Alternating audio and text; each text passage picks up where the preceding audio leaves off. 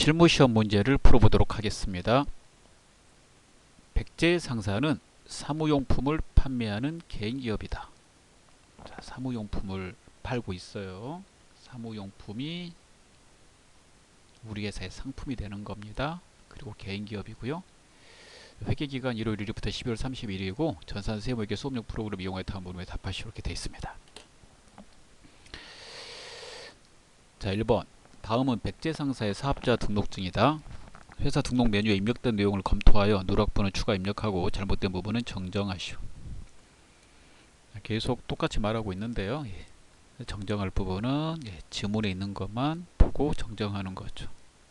이렇게 체크한 거 보시고 이 부분만 점검하면 된다고 그랬어요. 여기 세무서까지 점검하셔야 된다고 그랬죠. 자, 프로그램에 회사 등록을 클릭합니다. 백제 상사 개인을 확인하고 우측을 봅니다. 자, 첫 번째 일반 과세자 맞고요. 두 번째 사업자 번호가 틀렸으니까 고칩니다.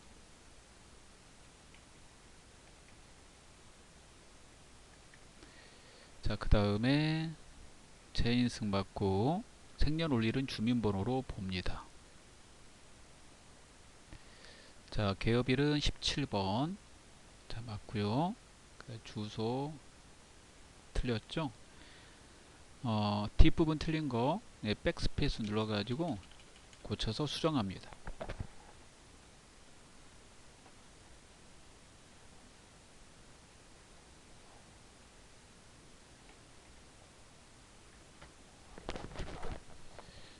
종목도 수정합니다.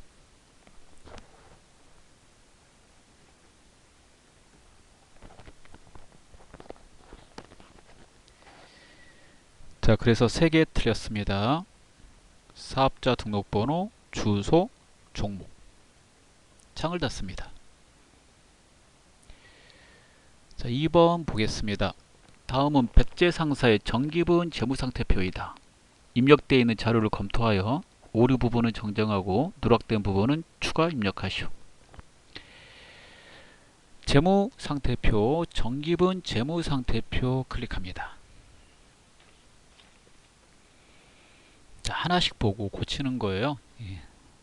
누락부는 자산 누락부는 자산 밑에 자리에, 부채 자본 누락부는 부채 자본 밑에 자리에다 입력하시면 되겠습니다. 자, 확인합니다. 외상 매출금 틀렸네요. 4천만원 바꾸고 계속 내려갑니다. 토지가 빠졌네요. 토지 누락됐으니까 밑에다 넣으시고 금액을 입력합니다.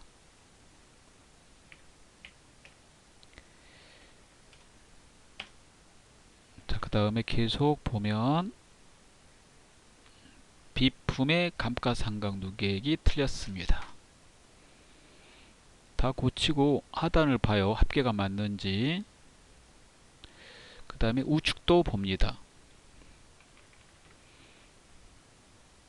자, 차액이 사라졌습니다. 자, 그래서 3개 틀렸습니다. 자, 그 다음 거 보도록 하겠습니다. 자, 3번에 1번 거래처 사업자 등록증이래요. 다음과 같이 바뀌었다, 정정됐다, 변경하라고 그랬어요. 자, 그러면 거래처 등록을 누르고요. 고구려 상사를 찾아야 되겠죠. 자, 그래서 번호 1111 이렇게 되어 있습니다. 1111로 내려가 볼게요.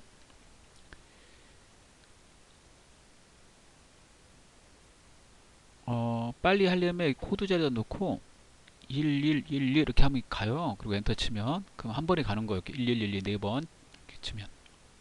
이게 하단에 있어 가지고요. 이렇게 좀 띄워 줄게요. 밑에 있어요. 맨 밑에다 넣었죠. 고구려 상사. 자, 오른쪽에 보시고 변경 사항이 있는지 확인해 보겠습니다. 자, 첫 번째 사업자 등록 번호부터 확인하면 되겠죠.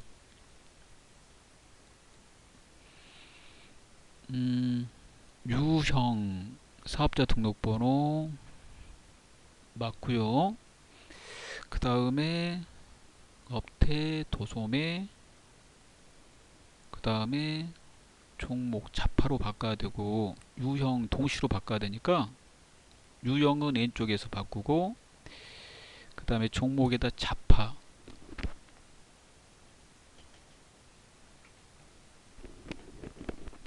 그렇게 되고요. 그 다음에 주소도 바꿔야 되겠네요. 예. 경기도 남양주시 진천읍 장현로 83 이렇게요. 예.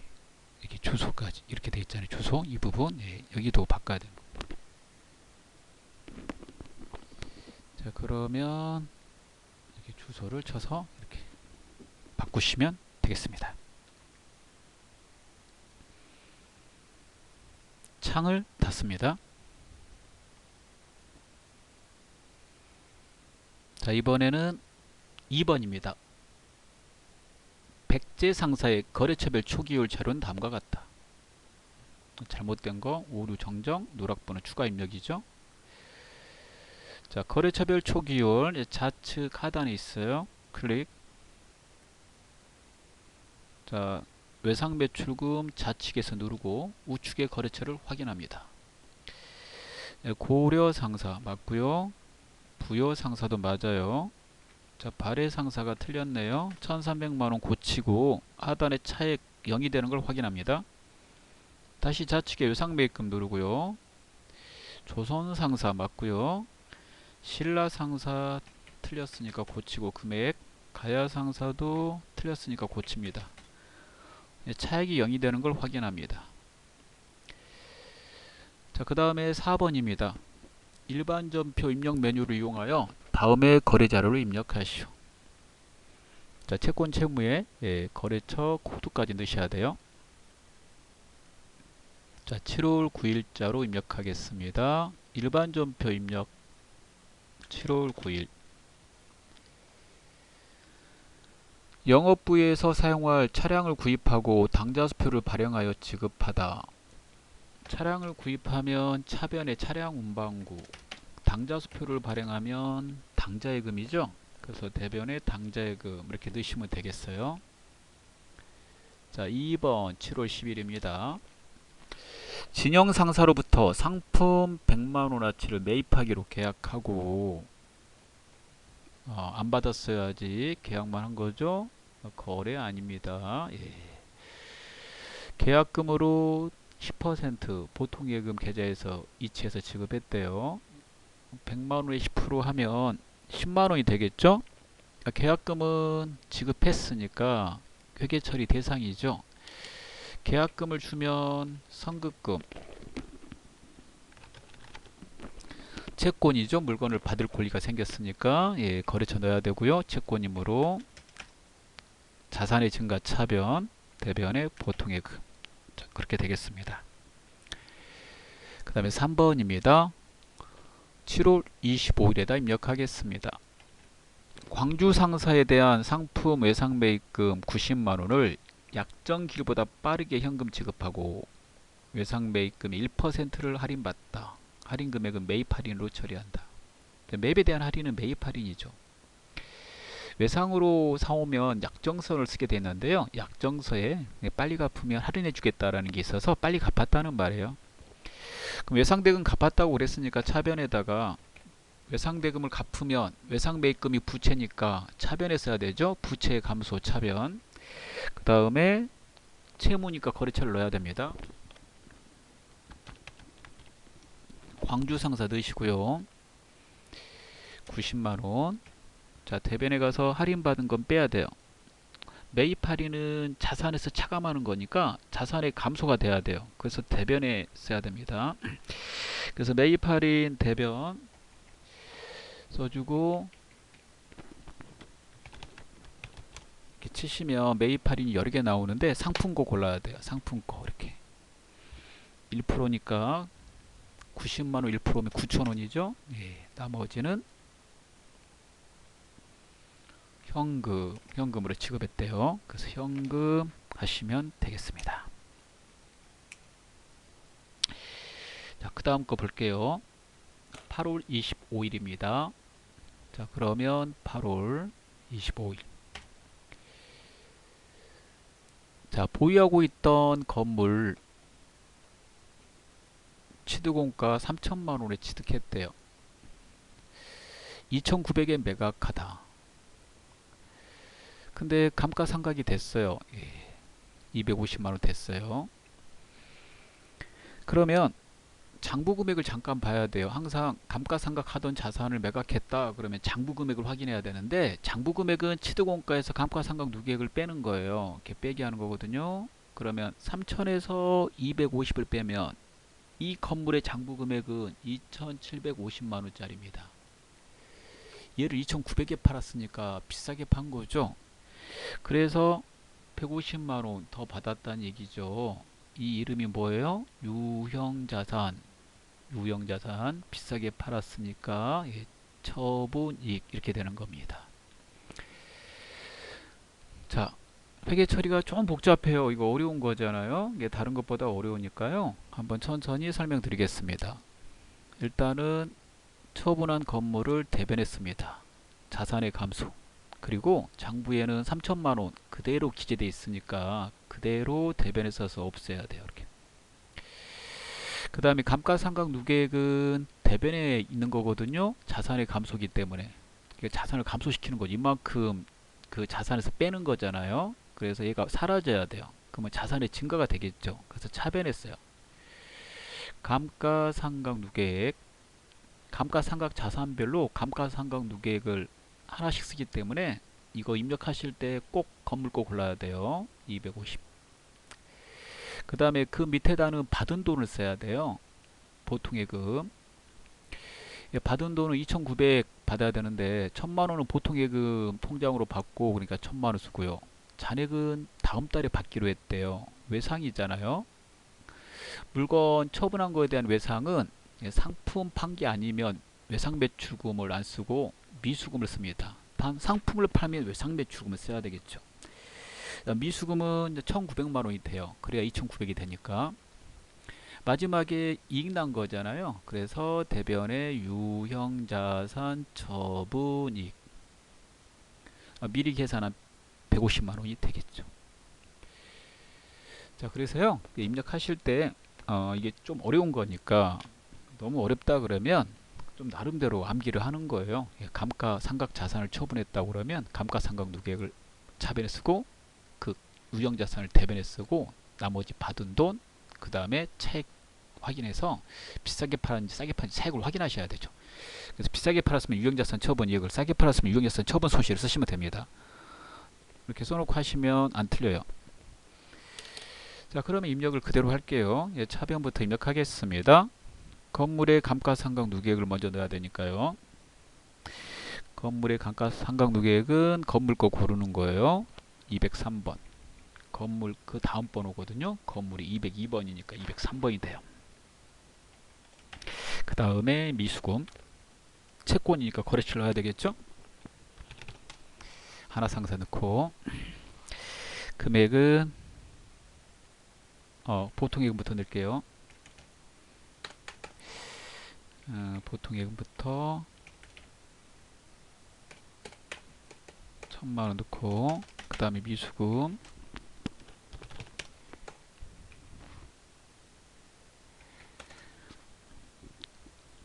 그 다음에 대변의 건물, 그 다음에 대변의 유형자산 처분이익. 입력하는데도 오래 걸리잖아요. 자, 그 다음에 5번을 보겠습니다. 10월 13일입니다. 자, 10월 13일 발해상사의 상품을 230만 원에 판매하고, 상품을 팔면 230 팔았다 이면 매출액이거든요. 상품 매출 써야 돼요. 120은 동전발행 약속금. 상품 팔고 원 받으면 받으럼 씁니다. 상품이 아닌 거 처분하고 원 받으면 미수금 쓰죠. 그것도 주의하셔야 되고요. 그래서 받으러면, 나머지 2개월 후에 받기로 한 건 외상이잖아요. 상품 팔고 외상하면 외상 매출금을 쓰게 돼요. 그러면 차변부터 받은 것을 순서대로 입력해 보도록 하겠습니다.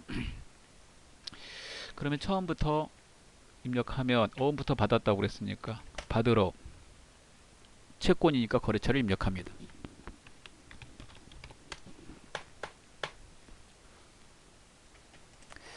자, 120 넣고 외상 매출금 230에서 120을 빼면 110이죠. 그 다음에 대변에 상품 매출 이렇게 돼요. 자, 그래서 상품을 팔았다 그러면 상품이 아니에요, 여러분. 상품 매출 이렇게 팔았다 그러면 상품 뭐라고요? 매출. 상품 매출 입력하실 때 세 글자 치셔야 돼요. 상품 치면 상품이 들어가요. 꼭 계정은 제대로 입력됐는지 확인하셔야 돼요. 10월 30일을 보겠습니다. 직원 결혼식에 보내기 위한 축하환을 멜리꽃집에서 주문하고 현금으로 지급했대요. 영수증이 보입니다. 예, 금액이 나오죠. 멜리꽃집 귓날이 나오고 금액은 얼마짜리 꽃이에요? 예, 여기 나오네. 그러면 10만원이죠. 자, 직원이니까 복리후생비, 판관비 10만원. 그런데 이거 보시면 현금이잖아요. 대변에 현금 이렇게 쓰셔도 되는데 이렇게 쓰기 싫다 그러면 출금으로 넣어도 되게, 출금으로. 그러면 현금이 자동으로 찍히죠. 둘 중에 편하실 대로 하나 넣으시면 되겠습니다. 그 다음에 10월 31일 보겠습니다. 거래처 가야상사 직원 정가야 씨가 결혼하나 봐요. 청첩장이 보이고 있네요. 모바일 청첩장. 예, 축의금 20만원을 보통금 계좌에서 지급하다. 예, 청첩장 받았는데 뭐 돈을 줘야죠. 예, 우리하고 관계되는 거죠. 자, 그러면 이거 예, 기업 업무 추진비 대변의 보통 예금이 돼요. 자, 기업 업무 추진비 접대비죠. 예, 구 접대비. 그래서 이거 쳤는데 시험 볼 때 안 나온다 그러면 접대비로 돼 있을 거예요. 그 접대비를 넣으시면 돼요. 예. 근데 접대비를 쳤는데 안 나온다 그러면 기업 업무 추진비를 치셔야 되겠죠. 예. 상황에 맞춰서 푸시면 돼요. 자, 11월 10일입니다. 회사 사내 게시판에 부착할 사진 우주사진관에서 현상했대요. 그리고 카드 결제했는데요. 예, 현대카드, 신용카드네요. 신용카드 외상이라고 그랬죠. 이거 게시판에 부착할 사진이니까 이 외상의 이름은 미지급금 써야 돼요. 상거래가 아니므로. 사진 찍는 거는 인쇄하고 관계되는 거예요. 그래서 그 인쇄하고 관계되니까 인쇄물 도서인쇄비가 있죠. 도서인쇄비. 그 다음에 3만원이라고 보이네요. 예, 대변에 미지급금 현대카드 넣으시면 되겠어요. 오류 수정을 보도록 하겠습니다. 자, 오류 수정은 일단 날짜에 먼저 가셔야 돼요. 가고 입력된 데이터 보고 문제 읽고 이렇게 한다고 그랬어요. 자, 1번 9월 8일 거래처 신라상사의 단기차입금 2,500만원을 보통예금 계좌에서 이차하여 상환한 것으로 회계 처리하였으나, 여기까지 읽고 맞죠? 예. 그런데 실제 거래처 조선상사에 대한 외상매입금 보통예금에서 이체하여 지급한 것으로 확인됐대요. 그러면 차입금을 외상매입금으로 바꾸고요. 신라상사를 조선상사로 바꾸면 되겠어요. 자, 이렇게 하면 수정이 되겠죠. 그 다음에 두 번째 11월 21일로 날짜를 변경합니다.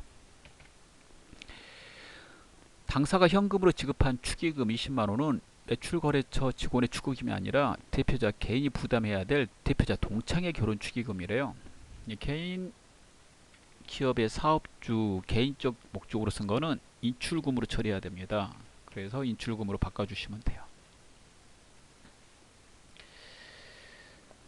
자, 그 다음 거 보도록 할게요. 자, 그 다음은 결산 문제가 되겠습니다. 결산 문제 제일 먼저 자동을 상기하세요. 자동 결산이 있다. 자동 결산 분계 3개를 상기합니다. 첫 번째 기말에 재고자산 있죠. 재고자산 이거 정리하는 거고요. 재고자산이 문제 안 나왔네요. 예. 그 다음에 감가상각비. 네, 감가상각비 나왔나? 나왔네요. 이거 자동이에요. 자동 이렇게 쓰는 거죠. 세 번째 대손 충당금. 대손 충당금 설정하는 건데 안 나왔네요. 그 나머지는 다 수동이겠네요. 그러면 첫 번째 수동, 두 번째도 수동, 세 번째도 수동 이렇게 돼요. 수동을 먼저 입력하고 그 다음에 자동을 입력하는 것이기 때문에요. 수동은 결산일이니까 우리 회계 기간이 1월 1일부터 12월 31일이거든요. 우리 거는 그래서 12월 31일자에다가 직접 쳐서 입력하는 걸 프로그램 개발사에서 수동 결산 분계라고 합니다. 자동은 결산자로 입력에다 넣는 거죠. 자, 그러면 세 개를 쳐서 넣도록 하겠습니다. 날짜를 12월 31일로 갈게요. 첫 번째 외상매입금 중에는 미국 ABC사의 외상매입금 1100만원, 미화 10,000달러가 포함되어 있다. 외상으로 물건을 사오면 외국에서 외국 통화로 회계 처리하면 안 되니까 자국의 통화로 해야 되거든요. 사왔을 때 환율로 하는 거예요. 그러면 1100만원에 10,000달러 그러면 사왔을 때 환율이 얼마였어요? 1100원이었잖아요. 달러당. 이렇게 외화가 있으면 결산 시에 환율을 계속 확인해서 환율이 변동하면 평가라고 돼 있어요. 그래서 환율이 변동된 거예요. 똑같으면 평가 안 합니다. 1250원 환율이 올랐잖아요. 그러면 환율이 올랐네요. 그 얼마 올랐어요? 그러니까 150원 오른 거예요. 150원 올랐고 그럼 이 변동분을 회계 처리합니다.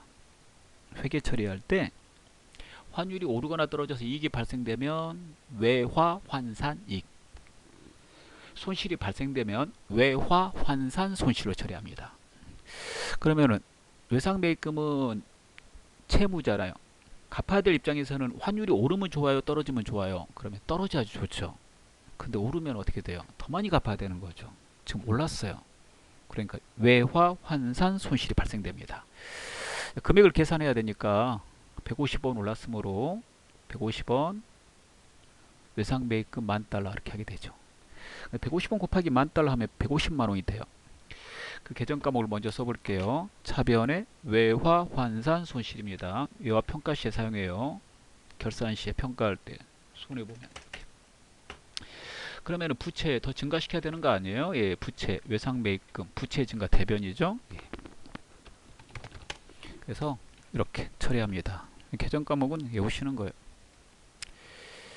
그 다음에 결산일 현재 실제 현금 보관액이 장부 금액보다 66,000원이 많음이 발견하였으나 그 원인을 알 수 없다. 이거 언제 발견한 거예요? 그러니까 결산일날 발견했잖아요. 결산 전에 발견하면 현금 과부족 계정으로 미리 처리해 놓고 그 다음에 결산일까지 기다려서 원인 파악이 안 되면 부족분은 잡손실 그 다음에 남는 거는 자비로 처리하는 거거든요. 근데 결산 시에 저거 발견되면 현금 과부족으로 처리를 하면 안 돼요. 현금 과부족은 어차피 결산 시에 대체하는 거잖아요. 따라서 즉시 남는 거는 자비, 부족한 건 잡손실로 처리해야 됩니다. 따라서 지금 많았다니까 자비익으로 처리해야 되겠죠. 그러면은 차변의 현금, 대변의 자비익이 돼야 되는데 차변의 현금, 대변의 자비익은 입금으로 넣어도 되거든요. 그래서 입금으로 넣으면 현금을 안 넣어도 되니까 조금 빨리 넣을 수 있어요. 물론 본인이 차변의 현금, 대변의 자비익 본인 마음이지 뭘. 둘 중에 하나로 넣으시면 됩니다. 자, 그 다음 세 번째 거 보겠습니다. 키마 현재 단기 차입금에 대한 이자 미지급액 12만 5천 원을 계상하다. 이거는 차입금에 대한 이자 단기급 발생분을 따져봤더니 12만 5천 원이래요. 이걸 계상하다고 그랬으니까 계산했으니까 지금 장부에다 쓰겠다라는 거예요. 그러면 이자 발생분은 먼저 처리가 돼야 되니까요. 이자 비용 잡고 올해 거 발생됐으면 올해 잡는 거죠. 미지급액은 아직 지급일이 아니었다는 거예요. 그래서 지급을 안 했다는 거고 그러면은 발생이 됐으나 아직 지급일이 아닌데 비용 잡으라고 그랬으니까 이자 비용 잡고 상대 계정에다 써야 될 거는 미지급 비용이 되겠습니다. 외우셔야 돼요. 잘 나오죠? 자, 그 다음에 자동입니다. 자, 자동은 쳐서 넣기만 하면 되기 때문에 우리한테는 유리하죠. 예. 결산 재무제표에 결산자료 입력을 누르고요. 날짜는 이거 회계기간을 넣어야 되니까 1월부터 12월 그리고 이렇게 창 나오면 그냥 확인 누르세요. 늘 내용이 감가상각비 비품하고 차량 운반구 거니까요. 해당되는 칸에다 넣으시면 돼요. 이거는 어디까지 내려가면 되냐면 판매비하고 일반 관리비까지 내려가셔야 돼요. 아래로 쭉 내려가겠습니다. 예, 화면 올릴게요. 예. 예, 이렇게 보여요. 판매비, 일반 관리비, 감가상각비에 거기 계산한 금액이 있을 거예요. 그 비품은 비품 칸에다가 예, 결산 반영 금액란에다가 25만원 넣고, 그 다음에 차량 운반구는 차량 운반구 칸에다가 라인을 잘 보시고 120을 넣습니다. 그리고 회계 처리가 돼야 되니까 이거 넣으면 회계 처리 되는 게 아니에요. 회계 처리하라고 상단에 전표 추가 버튼을 눌러야 돼요. 그리고 이해하면 회계 처리 됐다고 메시지가 나옵니다. 그리고 창을 닫으면 돼요. 마지막 장부조회 문제 보도록 하겠습니다. 다음 사항을 조회하여 답안을 이론 문제 답안 작성 메뉴에 입력하시오. 첫 번째 1번 6월 말 현재 외상 매출금 잔액이 가장 많은 거래처와 금액은 얼마인가 라고 물어봤어요. 외상 매출금 계정 과목 거래처 이렇게 물어보면 거래처 원장에서 조회합니다. 자, 거래처 원장을 누르시고요. 지문에 나온 날짜를 입력해 보겠습니다. 6월 말이라고 그랬으니까 6월 말을 두 번 치면 되겠죠. 예. 그리고 계정 과목을 외상 매출금, 그리고 거래처가 제시 안 되면 정거래처에서 조회하는 거예요. 그럴 때 거래처란에서 엔터를 두 번 치세요. 그런 다음에 잔액을 봐요. 잔액을 보고 가장 많은 금액을 찾아요. 찾아보면 3,550만원 보이죠?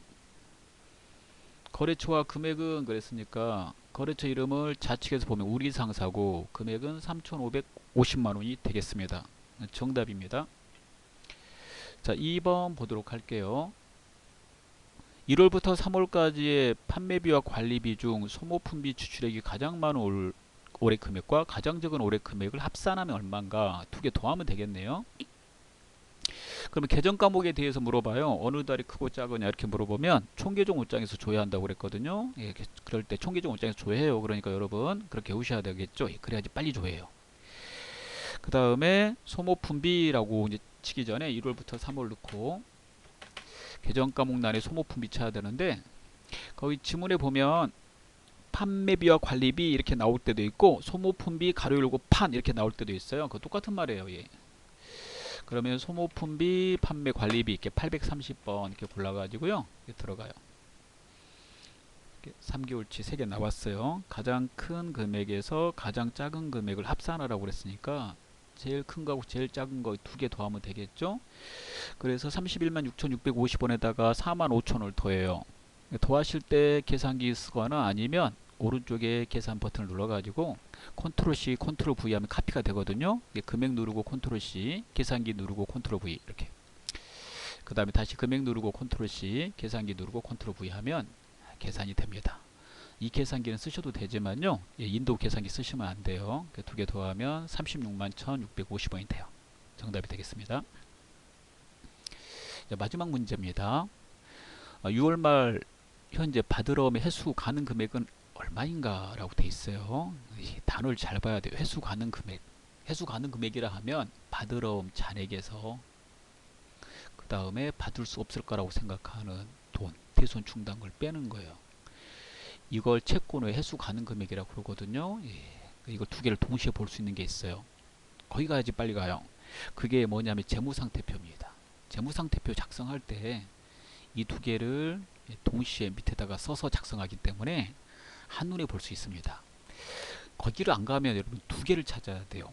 받으러옴 잔액 하나하고 받으러옴의 대손 충당금을. 그래서 자산부채 자본은 재무상태표 가서 찾기 때문에 재무상태표로 가고 6월 걸로 조회하시면 돼요. 6월 치시고 들어오면 이렇게 나옵니다. 6월 30일 현재 6월 말이죠. 받으러옴의 잔액입니다. 이게 잔액. 이만큼을 받아야 되는데 회사가 받을 수 없을 거라고 생각하는 대손 충당금 차감하는 거죠. 예. 재무상태표 작성할 때 이렇게 받을 수 없는 대손 충당금은 그 채권 밑에다 써서 그 다음에 오른쪽에다 차감한 금액을 쓴다. 그래서 금액란이 두 개 있는 거 이렇게 차감하는 계정 때문에 그럼 얘가 정답이에요. 얘가 회수 가능액이라고 해요. 회수 가능액.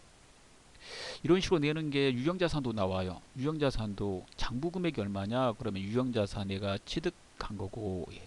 지득금액이고, 그 다음에 유형자산 가치 떨어진 거, 감가상각 누계액 뺀 거 이렇게 되는 거죠. 유형자산은 이걸 회수 가능액이라 안 하고 장부금액이라고 그래요. 이런 거 물어볼 때 여기서 조회하시면 돼요. 그럼 정답은 7,288만 원이 되겠습니다. 자, 다 풀었습니다. 수고하셨습니다.